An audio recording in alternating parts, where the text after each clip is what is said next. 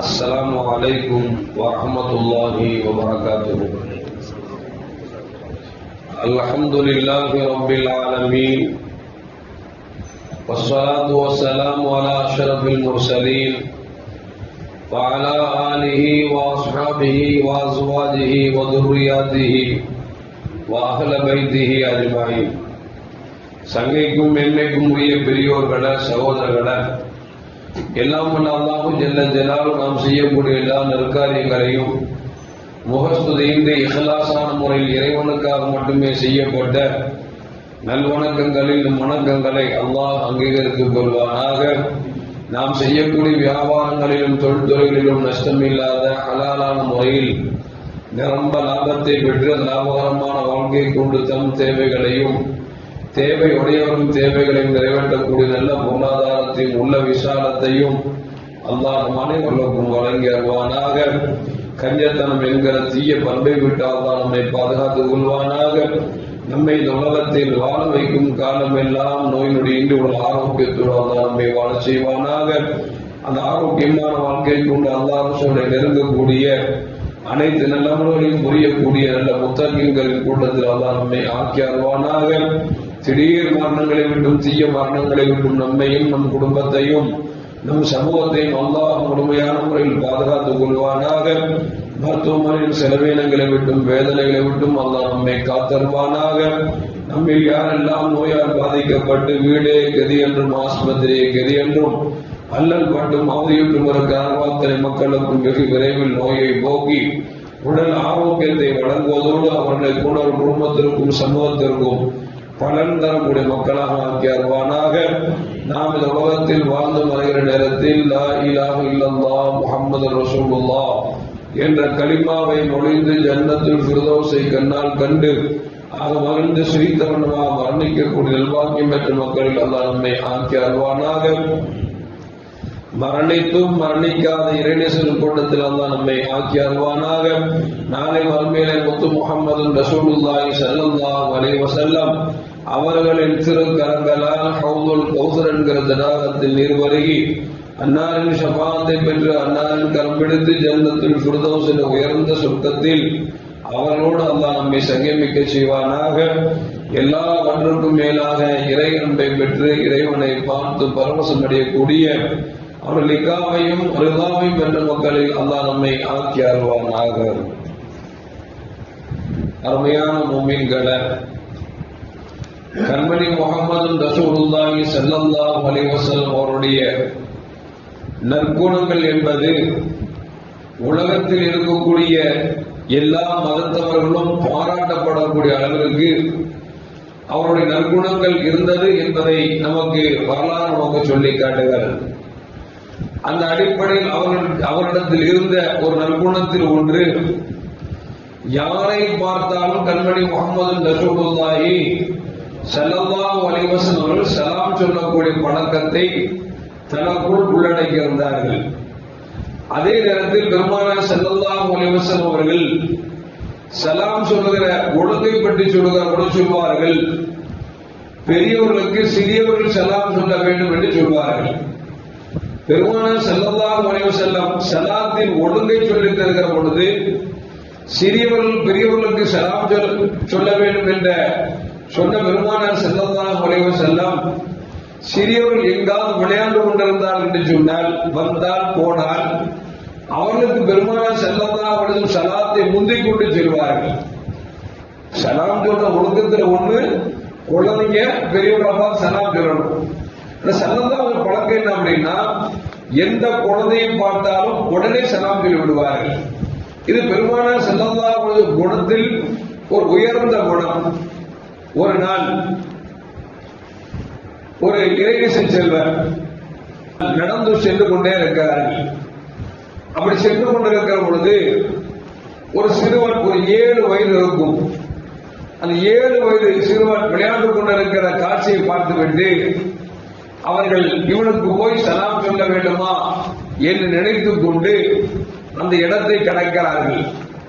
அந்த இறைநேசன் செல்வர் யார் என்று சொன்னால், மாலிக் பின் தீனார் என்று சொல்லக்கூடிய மிகப்பெரிய ஞானியும் அறிவாளியும் சூஃபியுமாக இந்த உலகத்தில் வாழ்ந்து மறைந்தவர்கள்.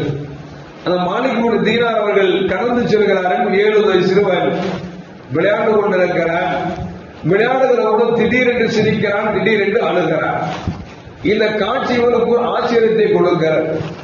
7 வயது சிறுவனாக இருக்கிறான், விளையாண்டு கொண்டிருக்கிறான், திடீரென்று சிரிக்கிறான், திடீரென்று அழுகிறானே என்று நினைத்துக் கொண்டு அவனை கடந்து செல்கிறார்கள். கடந்து சென்ற பொழுது மனசுக்குள்ள உறுத்தல், ஒரு சலாம் சொல்லி இருக்கலாமே அப்படின்னு மனசுல உறுத்துது. இப்போ மாலிக் இப்னு தீனார் மீண்டும் திரும்பி வந்து அஸ்ஸலாமு அலைக்கும் சொல்லி அந்த சின்னவனுக்கு, சின்ன பையனை பார்த்து சலாம் சொல்றான். அந்த சின்ன பையன் வலைக்கும் அஸ்ஸலாம் வரஹ்மத்துல்லாஹி வபரகாத்துஹு யா மாலிக் இப்னு தீனார் அப்படின்னு சொல்றான். பேரை சொல்லி பதில் சொல்றான். இவருக்கு ஆச்சரியமா போச்சு. இந்த பையன் யாருன்னு நமக்கு தெரியாது, நாம யாருன்னு உனக்கு தெரியாது அப்படின்னு நினைச்சுக்கிட்டு அவன் திருப்பி கேட்கிறான், ஏப்பா நான் உனக்கு சலாம் தானே சொன்னேன், நீ பதில் சொல்லும் போது பேரோட சேர்த்து சொல்றிய, என் பேர் உனக்கு எப்படி தெரியும் அப்படின்னு இந்த சூஃபி மாலிக் இப்னு தீனார் அவர்கள் கேட்கிறார்.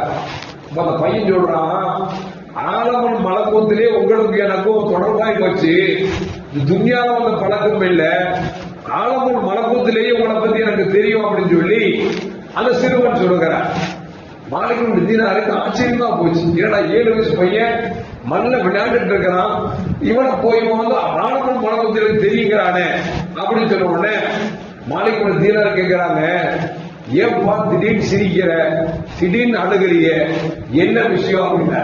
அந்த பையன் சொன்னா, நான் சிரிக்கிறேன் அப்படின்னா சொர்க்கத்தை நினைச்சு பார்த்து சிரிக்கிறேன், அழுகிறேன் அப்படின்னா நரகத்தை நினைச்சு பார்த்து அழுகிறேன் அப்படின்னு சொன்ன உடனே மாலிக் இப்னு தீனார் கேட்கிறாங்க, அப்படின்னா சொர்க்க நரகத்தை பத்தி நினைச்சு பார்த்து அழுகுறீங்க, நீ வந்து வயசு உனக்கு 7 தானே, நீ உனக்கு வந்து குற்றம்லாம் பிடிக்கப்படாது, இந்த பாவஞ்சாலும் நீ ஏன் உட்கார்ந்து அழுகிற அப்படிங்கிறான்.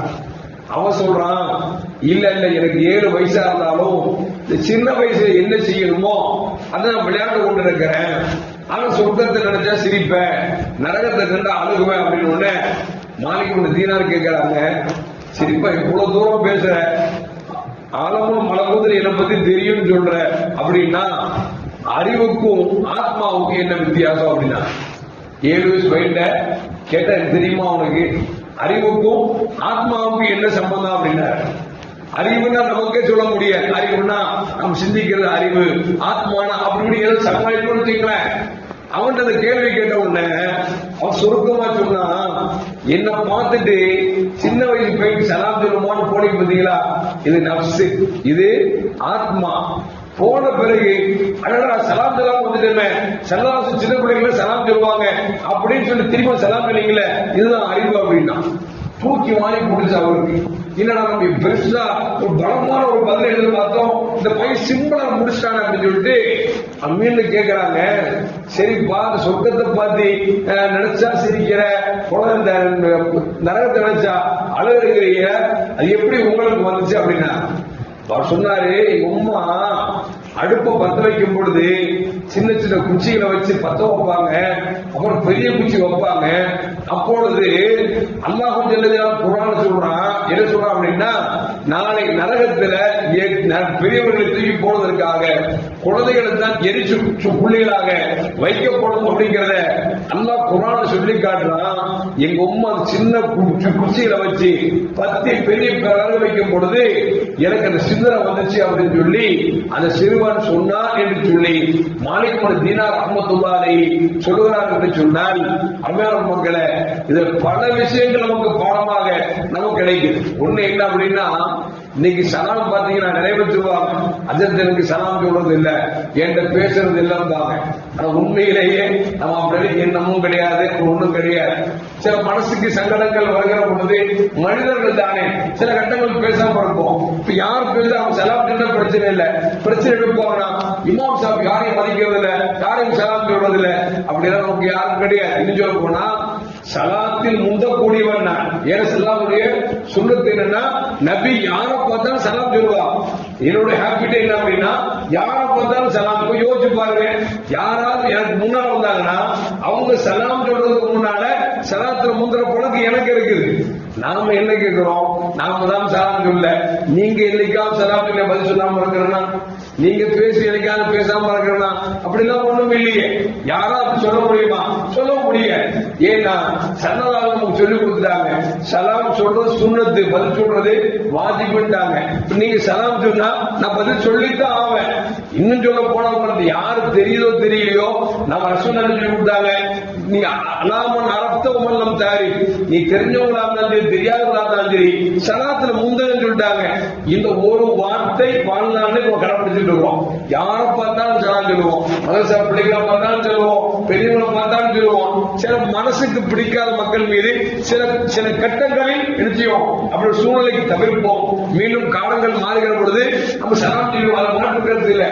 இது எதுக்கு சொல்ல வர அப்படின்னா, குழந்தையாக இருந்தாலும் சலாம் சொல்ல வேண்டும், அறிந்தவர்களாக அறியாதவர்களாக இருந்தாலும் சலாம் சொல்ல வேண்டும் என்பது மாலிக் இப்னு தீனார் ரஹ்மத்துல்லாஹினுடைய வரலாற்றிலிருந்து நாம் எடுத்துக்கொண்ட பாடம். இரண்டாவது, சின்ன ஆள் தானே, ஆள் பைத்தியகாரமா இருக்கானே அப்படின்னு நினைச்சிடக்கூடாது. நம்ம படிச்சிருக்கோம், அவன் முட்டாளா இருப்பான்னு நினைச்சிடக்கூடாது.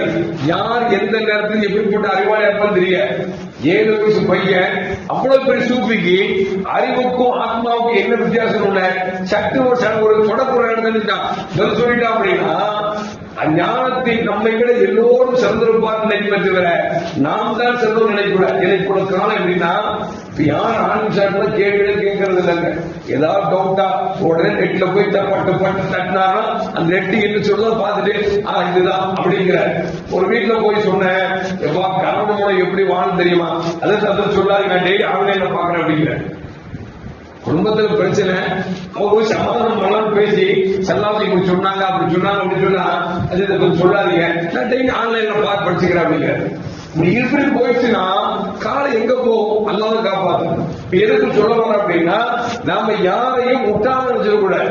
நம்ம முட்டாள நினைச்சோம்னா நமக்கு ஞானம் நிறைய கிடைக்கும். நாம நம்ம அறிவாளி நினைச்சு வச்சுக்கிறேன், கிடைக்கிற கல்வி கிடைக்காம போயிடும் அப்படிங்கிற விஷயம் இதுல நமக்கு தெரிய வருகிறது. இன்னொன்னு என்ன அப்படின்னா, எதை பார்த்தாலும் அது அல்லாஹ்வுடைய சிந்தனை வரும். சொல்லுவாங்கல்ல, தஃபக்கரு ஃபீ ஹல்கில்லாஹ் வலா தஃபக்கரு ஃபில்லாஹ். அல்லாஹ் விஷயம் சிந்திக்கூட, அல்லாஹ் எப்படிப்பட்டவன், எல்லாத்தையும் பார்ப்பான், எப்படி கல்வியோட பெருசா இருக்கும், எல்லாத்துக்கும் அவங்க அறிவு இருக்கும், அப்படி சிந்திக்க கூட. எதை பத்தி சிந்திக்கணும்னா அல்லாஹ்வின் படைப்புகளை சிந்திக்கணும். அல்லாஹ்வுடைய படைக்கணும், வெளியெல்லாம் சிந்திக்க வேண்டாங்க. நம்ம உடலை எடுத்துட்டு வச்சுக்கிறேன், ஒவ்வொரு ஊருக்கும் செய்யற செயல்பாட சிந்திச்சோம் அப்படின்னா நம்ம உண்மையிலே அல்லாஹ் அடைஞ்சிடலாம். அல்லாஹ்வை அடைஞ்சிடலாம். நம்ம இல்ல, நாம நம்மளை பத்தி சிந்திக்கிறது இல்லை, எங்க படைத்தவனை சிந்திக்கிறது. ரசூல் சொல்லுவாங்க, நீங்க அல்லாஹ் படைத்தவனை பற்றி நீங்க சிந்திக்காதீர்கள், படைக்கப்பட்ட படைப்பினங்களை சிந்தித்தால் படைத்தவன் யாருக்கு உங்களுக்கு தெரியும் என்று கண்மணி முகமது ரசூலுல்லாஹி ஸல்லல்லாஹு அலைஹி வஸல்லம் அந்த பாடமும் இந்த நிகழ்வு கிடைக்கிறது. எல்லாம் இதெல்லாம் அல்லாஹ்வை பற்றி நினைவு கூற முடியுமோ அனைத்து விஷயங்களும் அல்லாஹ்வை நினைவு கூர்ந்து அல்லாஹ்வோடு ஒட்டி போகக்கூடிய நல்ல மூமின்களின் கூட்டத்தில் அல்லாஹ் என்னை உங்களை ஆக்கி அல்வானாக. அஸ்ஸலாமு அலைக்கும் வரஹ்மத்துல்லாஹி வபரகாத்துஹு. ஸல்லல்லாஹு அலா முஹம்மது وعليه وسلم. صلى الله على محمد صلى الله عليه وسلم. صلى الله على محمد يا رب صل عليه وسلم.